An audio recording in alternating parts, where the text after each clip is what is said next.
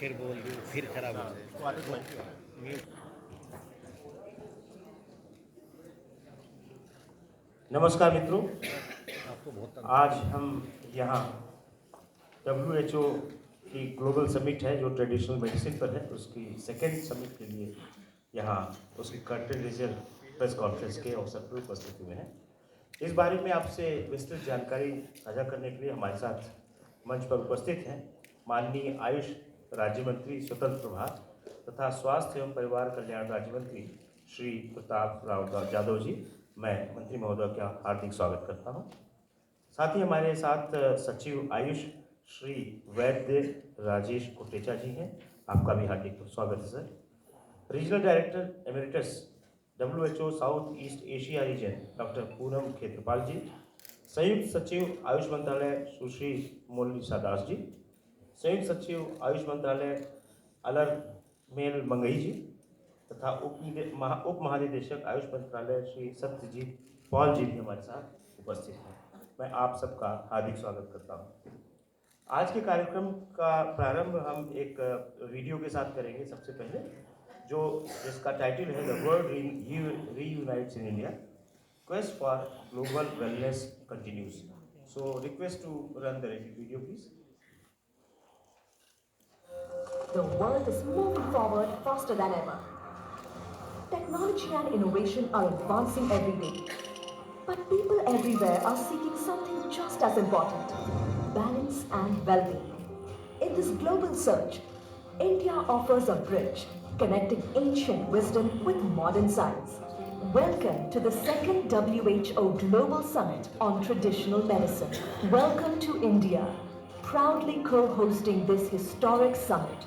Co-organized by the World Health Organization, together with its Global Traditional Medicine Center, Jamnagar, and the Ministry of Ayush, to foster international cooperation. दुनिया के ज्यादा से ज्यादा देशों के expert चिंतन करें, अपनी पद्धतियों को साझा करें।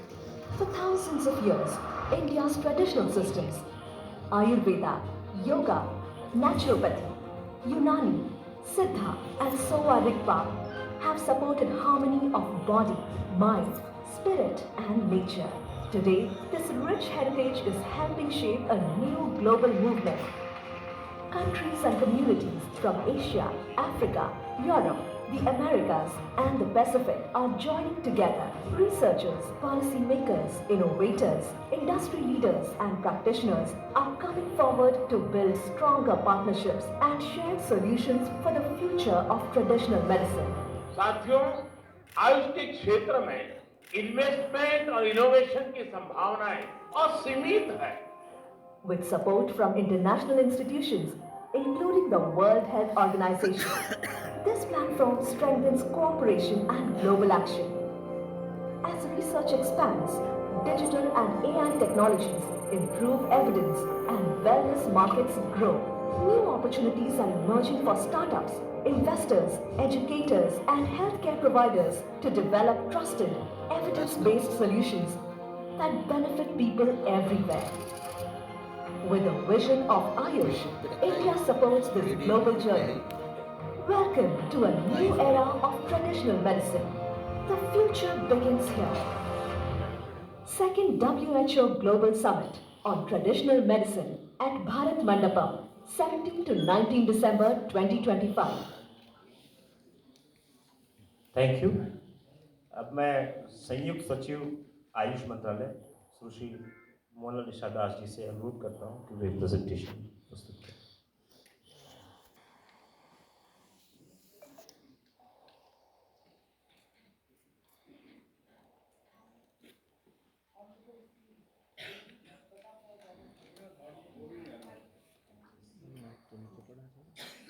Honorable Sri Pratap Rao Jadavji, Honorable Ministry of State, Independent Charge Minister of Ayush, respected dignitaries present on the dais. Today is the curtain raiser press conference for the second Global Summit on Traditional Medicine. The second Global Summit, this Ministry of Ayush, in collaboration with GTMC WHO, jointly it is co-hosting this second Global Summit which is planned for 17th to 19th of December. The theme for this year is Restoring Balance, the Science and Practice of Health and Well-being. Coming to the highlights, there are many activities. I will touch upon only the basic highlights. Field visits. For the participants on 17th, we are planning field visits where they will be taken to the premier institutes of Ayush like All India Institute of Ayurveda, NIUM, MDNIY, which is located in the central Delhi, and this program is curated in coordination with WHO. Similarly, Ayush Expo. Expo in general by WHO is also planned. Ayush Expo is one part of that. And there an experiential showcase integrating digital tools, AI and innovation in Ayush systems will be presented. Similarly, the bilateral discussions, which I will be telling in details, we are expecting more than 20 countries to come and participate in the bilateral discussions. And Ashwagandha side events also we have planned.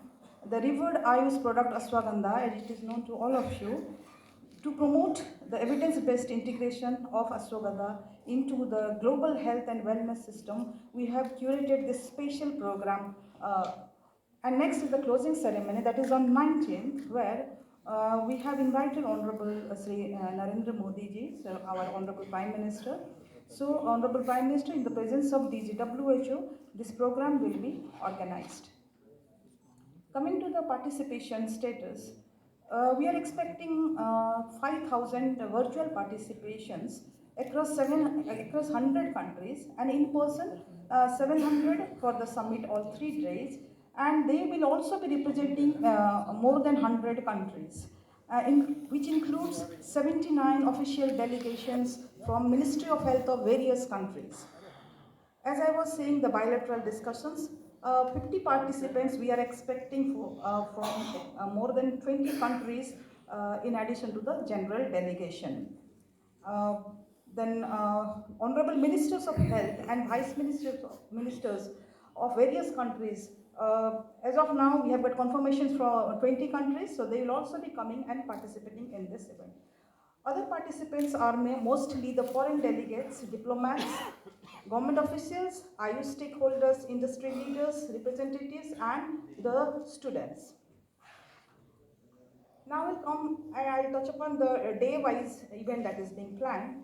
In the day 1, that is on 17th of December, the field visit will start at 9 o'clock and it will last up to 12, and then it will be followed by the inauguration by DGWHO in the presence of Honorable Union Minister of MOHFW and Honorable Minister of State, Minister of Ayush, and other dignitaries. There will be 1 plenary session and 4 parallel sessions. And as I was saying, the Ashwagandha side events is planned on this day. And the expo will be inaugurated in the evening 7 o'clock. In the day 2, that is on 18th of December, 2 plenaries are planned and 9 parallel sessions are also planned that day. And in the evening, we are planning for a cultural event followed by networking dinner. Day 3, that is on 19th of December, in the hall number 14 and hall number 1, these are 2 different activities going parallelly, and in plenary session 1 and 4 parallel sessions will be organized. The ministerial roundtable, which I was saying that more than 20 countries health ministers are coming, they will be coming and participating in the ministerial roundtable discussions, and it will be followed by the closing ceremony where we are expecting Honorable Prime Minister to grace it in the presence of DGWHO. Now, little bit elaborating the ministerial roundtable dialogue, where all the health ministers of various countries will sit down and discuss. This will be attended by the health ministers of more than 25 countries, and the main discussion is to galvanize the commitment and progress of traditional medicine sectors, keeping the global strategy aims in mind. And the outcome would be, like the countries, they will exchange their experiences, lessons that they have learned, and from each other's success stories. This will certainly strengthen the multilateral cooperation in the traditional medicine sector, and it will give a commitment towards the WHO indicators.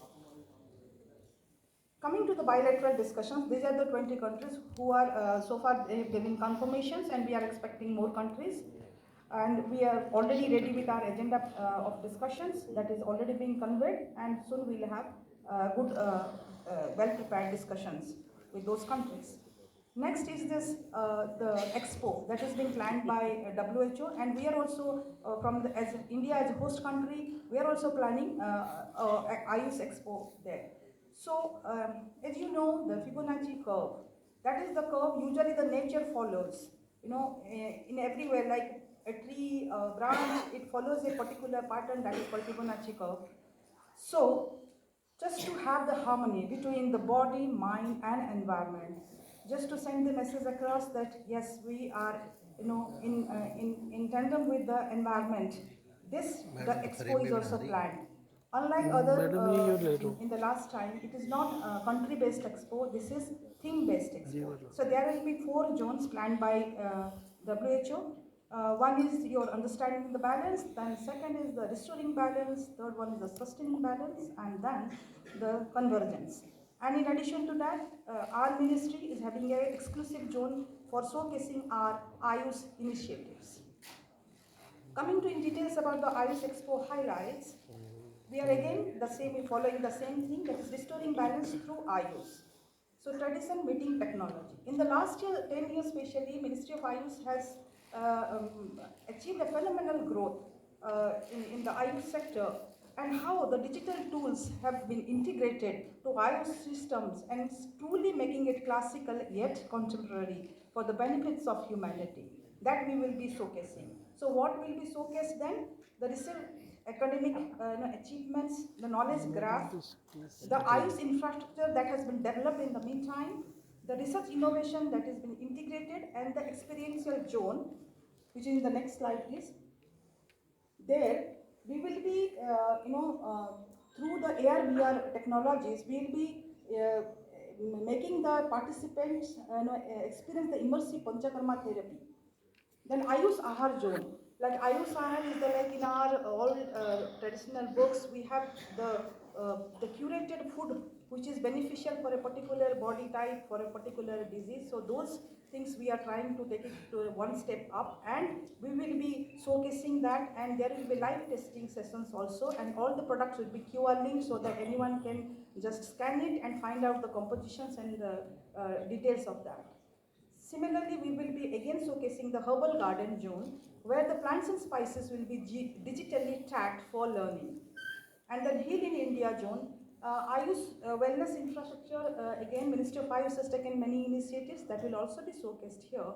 And the self-assessment zone, like you can know yourself, what type of body you have, what type of health system, and what state of health you are right now. That can, someone can go and find out there itself. Then we have a yoga fusion also to showcase the strength of yoga. Next. The sideline event is Ashwagandha, as I was saying. This is a very important herb of Ayurveda, and it is very famous because it manages stress, it supports the brain health, and it boosts the immunity. So it is a star product for India, and to bring the experts together, because a lot of experts are there across the globe, and policymakers and researchers to discuss contemporary research, standardization, safety and regulatory pathways for the global acceptance of ashwagandha-based products across the globe. Now coming to the closing ceremony, which is planned on the 19th of December. This is planned in the Bharat Mandapam, hall number 14. And the chief guest will be Honorable Prime Minister Sri Narendra Modi ji and WHO Director General.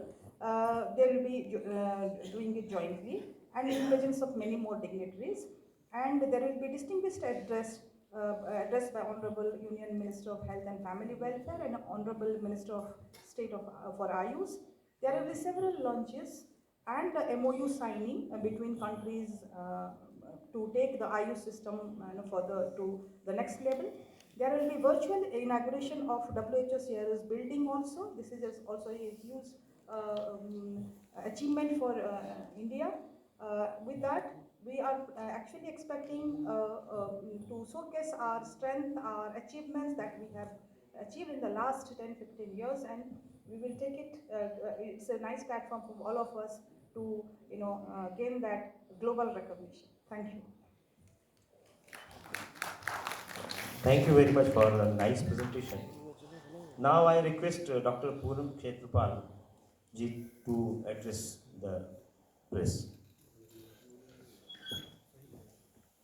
Honorable Minister Pratap Jadhav ji, Secretary Ayush Rajesh Kotecha ji, distinguished members from the media, colleagues from the Ministry of Ayush and WHO, it is an honor to join you and as we prepare for a milestone in global health cooperation. This second WHO Global Summit on Traditional Medicine will bring together scientists, innovators, and practitioners to chart a decade-long global roadmap for evidence-based, equitable, and sustainable use of traditional medicine. This year's theme you are all aware of, it has just been shared with you. It is restoring balance, the science and practice of health and well-being. It reflects both the urgency and it also shows us that an opportunity lies before us. This is not merely a continuation of the first summit which we had in Jamnagar. It is an elevation of the dialogue from recognition to action. It demonstrates how India's leadership in WHO's global mandate coverage to make traditional medicine central to the pursuit of health for all and SDG 3. Bringing traditional medicine to the international stage is rooted in the vision of our Honorable Prime Minister, who recognized very early the enormous potential of traditional systems in fostering holistic and person-centered healthcare. We remain deeply grateful to this leadership of his, which continues to inspire countries worldwide.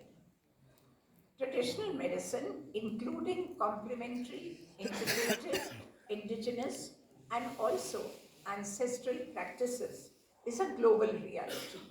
Billions of people rely on traditional medicine, often, very often, as the first, closest, and the only form of care. WHO data shows 170 out of 194 countries report its use. If we go to countries, we find that Germany and Ghana, the usage is almost 70%. And if we look at India and China, it is over 90%. For the 4.6 billion people who still lack access to essential health services, safe and effective traditional medicine is not optional. It is vital for achieving equity as well as universal health coverage. Recent WHO assessments also highlight the growing institutional commitment. 90 member states now have national traditional medicine policies, more than double the number that existed in 2005. Yet, only 57 countries have dedicated research institutes, underscoring the need for investment in scientific capacity. With most traditional medical practitioners operating in the private sector, only 13% of the countries offer these services in public health facilities. Strengthening integration and equity therefore remains a great priority. This head becomes even more sharper in the context of today's overlapping global health crisis, the rise of chronic non-communicable diseases, which we are all aware of and which lead to more mortality today than communicable diseases. We also find that mental health burdens are now growing. There are persistent inequities in access and contractions in global health financing. Traditional medicine also offers substantial, though often underutilized potential in addressing these very complex challenges. While the demand of traditional medicine is growing, we find that the evidence gap remains. Less than 1% of global health research funding goes to traditional medicine. WHO's role is very clear. It is to ensure that traditional medicine is safe, it is effective, and is integrated responsibly into health systems. We apply the same scientific standards to traditional medicine as we do to biomedicine through rigorous research. The summit's program is ambitious, as we have just heard. It's a very packed program and it is future oriented. Core focus areas include evidence and research for policy and practice, innovations in digital health and AI, biodiversity and sustainability, global standards and regulatory strengthening, and most importantly, equitable access and benefit sharing. Several transformative initiatives will be launched at this summit: the WHO Global Traditional Medicine Library, the Global Research Priorities Roadmap, guiding countries to close the evidence gaps, the Health Heritage Innovation Challenge, announcing 21 breakthrough solutions which have been selected from over 1,000 submissions, and commitments from governments and partners to advance the WHO Global Traditional Medicine Strategy, which covers 2025 to 2034. We will also announce key global instruments, including the inaugural meeting of the Strategic Technical Advisory Group, which we call STAG, the launch of the Traditional Medicine Data Network, and the draft WHO framework on indigenous knowledge, biodiversity, and health. The summit will emphasize, importantly, South-South collaboration. It will leverage the knowledge, the expertise, and the innovations of the Global South to advance research, technology, and mutual capacity building in traditional medicine. The summit will adopt the Delhi Declaration on Traditional Medicine 2025, establishing a 10-year implementation framework for research, for regulation, for access, with commitments from member states and partners. Traditional medicine is about more than health. Let us keep that in mind. It is about rights, it is about equity and sustainability. The second WHO Global Summit on Traditional Medicine represents a defining opportunity. India and WHO stand together, linking ancient wisdom with modern science, local innovation with global solidarity. The world will once again reunite in India to affirm that traditional medicine is not the medicine of the past, as many believe, but a pillar for future global health. Let us collectively harness the ancient wisdom of traditional medicine, strengthened by modern science, technology, and innovation, to build a balanced, equitable, and resilient health system for all. Thank you.